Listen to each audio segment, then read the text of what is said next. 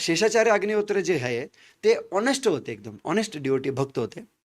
तर त्यांची महाराजांविषयी लई प्रीती होती. जर तुम्ही 264 लीला वाचले आणि ही एक लीला वाचली ना, तर माणसाचे जीवन सफल होतं ॲक्चुअली. वाह! ह्या लीलेमध्ये लय मजेशीर आहे. मी जेवढं सांगता येईल हो, तेवढा हो. प्रयत्न करतो. ह्या लीलेमध्ये काय आहे, शेषाचार्य अग्निहोत्री एक ब्राह्मण होते. एकदम प्रामाणिक ब्राह्मण होते. तर एकच व्यक्ती असं होतं, की ते व्यक्ती आले मठामध्ये, की महाराज पाय जवळ करणार, त्यांना दर्शन घ्यायला देणार, हं. सगळ्या गोष्टी म्हणजे त्यांना आशीर्वाद देणार आणि एकदम ते व्यक्ती दिसलं, की महाराजांना आनंदच होणार. भले ते व्यक्ती तिकडे 10-20 फुटावर लांब आहे आणि इथं जवळ-जवळ 200-300 लोकं बसलेले आहेत. पण ते व्यक्ती जवळ आले, की महाराज एकदम आनंदात होणार. त्यांना एकदम चरण असे महाराज सगळे पुढे पुढे करणार करणार. आणि तो व्यक्ती येणार. तो आल्यानंतर महाराजांचे चरण आहे ना असे चांगल्यापरीने न्याहाळणार त्याला वाह! आणि त्याचं चांगलं दर्शन घेणार आणि तो निघून जाणार. हे असं एकच व्यक्ती आहे, एकच बखरमध्ये अशी लीला आहे, की ज्याला महाराजांनी स्वतःहून चरण दिलेले आहेत. बरं. साक्षात महाराजांचे जे अमृत चरण आहेत, ते अमृत चरण गुलाबासारखे चरण आहेत महाराजांचे. हं. ते एका व्यक्तीला दिलेली लीला आहे. वाह! तर मला आवडणारी सगळ्यात बेस्ट लीला आहे. हं, हं. आणि त्याच्यानंतर त्या व्यक्तीला बघा कसं होतं, की ज्याच्याकडे थोडं कमी नॉलेज असतं ना, बघा आता त्याच्याबरोबर जे एवढं दिव्य लेव्हल घडत होतं. एक दिवशी काय झालं, की एक दिवशी ते आले सकाळी आणि त्यांच्या मनात आलं असं, की याला महाराजांकडे एवढे पेढे, गुलाबजामुन सगळे आहेत राव.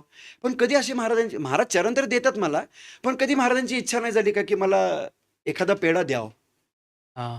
माझ्यावर प्रेम कोरडंच का ठेवलं महाराजांनी? हे हे छोटी बुद्धी आहे ना.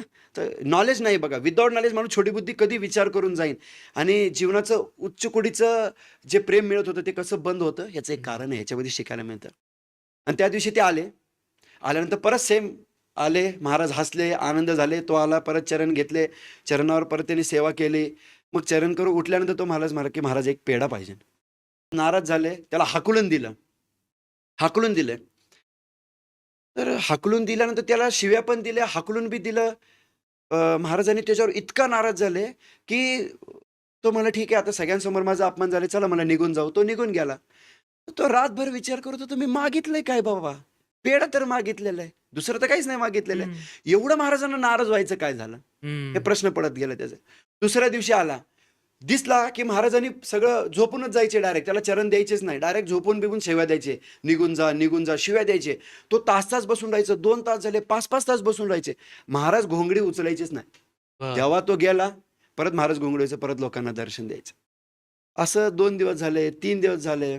तो परेशान झाला, की ज्याला एवढं अमृत चरण मिळत होते, एवढंच उच्च कोटीचा आनंद त्याला मिळत होता आणि एका क्षणामध्ये तो गायब कसं काय झाला? हं. काय अशी माझ्याकडून एवढी मोठी चूक झाली, की महाराजांनी चरण द्यायचं, मला शिव्या द्यायला लागलेत, मला चरण देत नाहीये. काय चूक केली, काय चूक केली? रात्रंदिवस विचार करा, रात्रंदिवस एकच चिंतन होतं.